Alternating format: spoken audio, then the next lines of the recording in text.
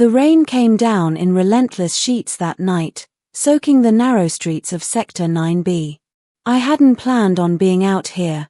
The storm was supposed to keep everyone indoors.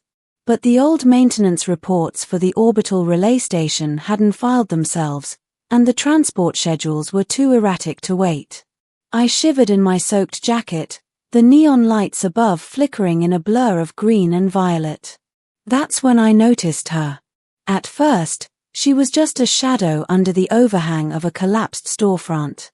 She was drenched, and her bioluminescent skin glowed faintly through the rain, pulsing like the heartbeat of some alien organism. Her eyes were wide and unafraid, fixed on me as I passed by.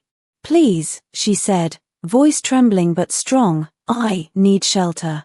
I froze. Not because of her words, but because of what followed. She straightened her soaked robe and looked at me with a kind of desperate sincerity I'd never seen in anyone, human or otherwise. "I'll be your wife," she said, almost in a whisper, "if you let me stay. Just, somewhere to stay, anywhere." I blinked. My mind raced. This was not a normal situation. First, aliens didn't usually approach humans directly, especially not alone, at night. Second, her words carried a weight that wasn't just about survival, it was about something deeper, a contract of trust and need that spanned something beyond simple words. I don't think I started. "Please," she interrupted, her voice sharper, more urgent, "I'm serious. Anywhere, even for one night. I have nothing. No ship, no ID, no credits. I have only me." The wind howled, and the rain stung my face. I hesitated, weighing my options. There were rules, regulations, laws about harboring alien lifeforms, particularly unregistered ones. But something in her eyes told me that this wasn't just desperation, it was survival. And survival demanded action, sometimes reckless action. "Fine," I said finally. "Come with me." Her face lit up, and I couldn't tell if it was gratitude, relief, or something deeper, something I'd soon learn. She followed me closely, silent except for the soft patter of rain on the ground. As we moved through the darkened streets, I couldn't stop glancing at her. Her features were delicate but alien, elongated cheekbones, iridescent hair that shimmered with a rainbow of hues, and hands that glowed faintly as they clutched the fabric of her robe. She was beautiful, undeniably so, but also foreign, untouchable in a way that made my heart pound faster.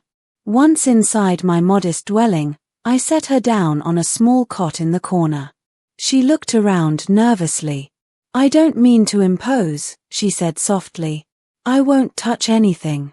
Her voice trailed off. "Just need shelter," I finished for her. She nodded. We sat in silence for a few minutes, the storm raging outside. I couldn't stop thinking about how odd the situation was. A stranger, an alien stranger, offered herself in some form of bond for nothing more than a roof over her head. That kind of vulnerability, it was dangerous. "You can't just," I began, but she cut me off with a small, almost sad smile. "I know. But I have nowhere else to go. Everywhere I turn, I'm refused. The colonies, the outposts, everyone says I'm trouble. But not you. Please, human." Her words were strange, melodic in a way that was unnerving. She was pleading, yes, but also asserting herself. There was pride here, an unspoken dignity beneath the desperation. I leaned back against the wall. "All right," I said finally. "You can stay. For tonight. But don't think this makes us anything else. Understand?" She smiled then, a faint curve of her lips, and nodded. "I understand. Thank you." The night passed quietly. She didn't speak much, only moved silently around the small space, tidying as best she could, respecting the small boundaries I had set. Yet, even in her silence, there was a presence that filled the room, a warmth, a strange sense of calm, a pulse that seemed to resonate with the lights and machinery around us. I watched her sleep on the cot. It was unnatural, yes, but not in a threatening way. She curled slightly, glowing faintly, a soft hum emitting from her chest. I realized then that her physiology was unlike anything I had ever studied. Her bioluminescence wasn't just aesthetic, it was biological, a communication method perhaps, or a manifestation of energy I didn't understand. Morning came. The storm had passed, leaving a thick mist hanging in the streets. She rose, stretching gracefully, and looked at me with a mixture of hope and hesitation. "Thank you," she said simply. "For last night. I need to move on now. I can't stay forever." I nodded, understanding. "Where will you go?" "Door to door," she said, almost matter-of-factly. "I'll ask again. Someone will let me stay. Someone kind, like you." I frowned. "You're offering marriage?" She shook her head. "Not marriage, not really. Not yet. It's a bond of necessity. Survival. You understand survival, yes?" I did. And somehow, I found myself respecting her even more. Here was an alien, so utterly different from me, navigating a universe that refused her, and she faced it with dignity and resolve. Over the next few weeks, she became a frequent presence in my life. Each night, she returned, sometimes staying quietly, sometimes speaking of distant stars, faraway colonies, and the politics of the alien worlds I had never imagined. She taught me things I couldn't have learned from any textbook: customs, survival strategies, and glimpses of cultures so alien that my mind struggled to comprehend them. Yet, every night, I noticed how the bond between us grew. It wasn't love, at least not in the conventional sense. It was trust, reliance, and something almost primal, a connection forged through necessity, danger, and shared survival. Then came the night she told me her true story. "I wasn't always like this," she said, sitting across from me and tracing patterns on the table with her glowing fingertips. "I was exiled from my people. My homeworld. I tried to oppose the council. I tried to speak out. And they cast me out. I became untouchable.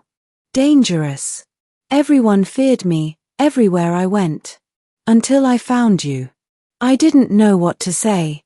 I had known she was alien, but the depth of her story, the weight of exile and survival, struck me in a way that words couldn't capture. You helped me," she continued softly. "You gave me shelter, a place to rest. And in return, I offered this bond. The one I offer to no one else. You accepted. You understand, human? You are different from all the rest." I felt a strange warmth in my chest. It wasn't love, not yet, but it was respect, admiration, and a recognition that our lives had collided for a reason beyond chance. Weeks turned into months. She continued her nightly visits, and slowly, the bond grew. I learned to understand her physiology, her language patterns, her subtle emotional cues. And she learned to trust me fully, in ways that even her own people had never allowed. One night, as the storm returned, a violent, crackling tempest that lit the skies with streaks of green lightning, she approached me with a seriousness I hadn't seen before. "Human," she said, voice steady but urgent, "I am no longer merely asking for shelter. The council knows I exist. They are sending hunters. If I stay here, you will be in danger." I swallowed hard. "Then what do we do?" She reached out, placing her glowing hand in mine. "We leave. Together. Not as strangers, not as allies, but as something more. Something that will protect us both." For the first time, I understood fully what she had been offering from the start. It wasn't just shelter. It was trust. Partnership. Survival in its purest form. And perhaps, if we were lucky, something resembling love. The escape was dangerous. We moved through the city in shadows, avoiding patrols, slipping into abandoned transport tunnels that hummed with the residual energy of past travelers. She guided me, her knowledge of alien tech and biology allowing us to bypass traps and sensors with ease. Finally, we reached the edge of the city, where the old shuttle bays still housed ships long considered obsolete. She gestured to one of them. "This is ours, if we can make it fly. I know the mechanics, I can help, but I will need your hands as well." Together, we worked in tandem, her knowledge alien but precise, mine human but practical. Sparks flew, circuits hummed, and engines roared to life. The shuttle lifted off just as the council's hunters arrived, scanning the city in vain. As we soared into the clouds, she turned to me and smiled a true, unguarded smile. "You accepted me from the start," she said softly. "And now, we face the stars together." I nodded, gripping the controls. "Then let's see what's out there." For the first time, I realized that shelter was never just about a roof. It was about trust, partnership, and the courage to face the unknown together. And in her presence, I felt ready for whatever the galaxy could throw at us. The stars stretched before us, endless and unyielding, but for the first time, we were not alone. Together, we navigated the chaos, the danger, and the unknown, bound by necessity, trust, and the fragile beginnings of something more.